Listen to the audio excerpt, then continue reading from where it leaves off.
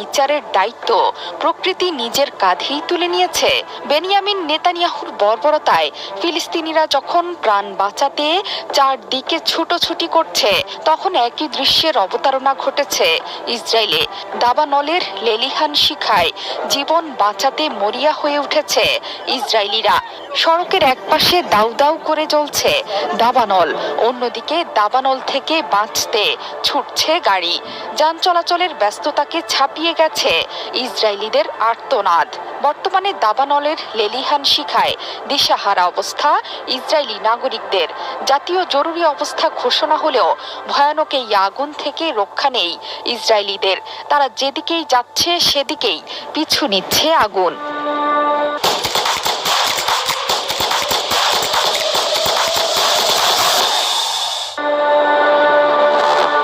একদিকে গাজায় বোমা আর বিমান হামলায় নিরীহ ফিলিস্তিনিদের মারছে ইসরায়েল, অন্যদিকে স্মরণকালের ভয়াবহ অগ্নিকাণ্ডের সাথে এখন লড়াইয়ে ব্যস্ত বেনিয়ামিন নেতানিয়াহু। গাজায় ইসরায়েলের নির্বিচার হত্যাযজ্ঞের সাক্ষী গোটা বিশ্ব, কিন্তু ফিলিস্তিনিদের বাঁচাতে কোনো পদক্ষেপই নেয়নি আরব বিশ্ব থেকে শুরু করে বিশ্বের কোনো মানুষ। সে কারণেই হয়তো গাজা আগ্রাসন তথা ফিলিস্তিনিদের হত্যাযজ্ঞের বিচারের ভার হাতে তুলে নিয়েছে প্রকৃতি।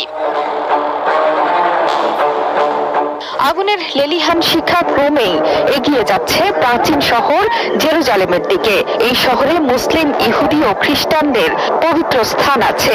এই শহরকেই মুসলিমদের থেকে কেড়ে নিতে চায় ইসরায়েল, একক আধিপত্য কায়েম করতে চায় সেখানে।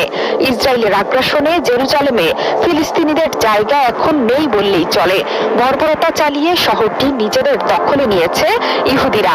এবার দাবানলের আগুনই লড়াইয়ে নামছে পবিত্র ভূমির দখলদারিত্ব ছাড়াতে। সেখান থেকে ইহুদিদের তাড়িয়ে মুসলিমদের ভূমি তাদের ফিরিয়ে দেওয়ার প্রত্যয়ে। এরই মধ্যে জেরুজালেম পার্বত্য অঞ্চলে ভয়াবহ দাবানলের কারণে সেখানে সেনা মোতায়েনের আহ্বান জানিয়েছেন ইসরায়েলের প্রতিরক্ষা মন্ত্রী ইসরায়েল কাটজ। দ্রুতই সামরিক বাহিনী মোতায়েন করে দাবানল নিয়ন্ত্রণে আইডিএফ প্রধান আইয়াল জামিরকে সহায়তার অনুরোধ জানিয়েছেন তিনি।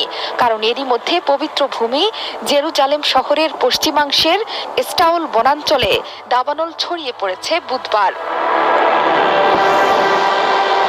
গত এক সপ্তাহের মধ্যে ইসরায়েলে এটি দ্বিতীয় ঘটনা যেখানে রাজধানীর পার্শ্ববর্তী পাহাড়ি এলাকায় ভয়াবহ আগুন লাগায় বাসিন্দাদের সরিয়ে নেওয়া হয়। জেরুজালেমের পাহাড়ি অঞ্চলের অন্তত 5টি স্থান আগুনে জ্বলছে। প্রচন্ড গরম ও প্রবল বাতাসে আগুন নিয়ন্ত্রণে হিমশিম খাচ্ছে দমকল কর্মীরা। উচ্চ তাপমাত্রা এবং তীব্র বাতাসে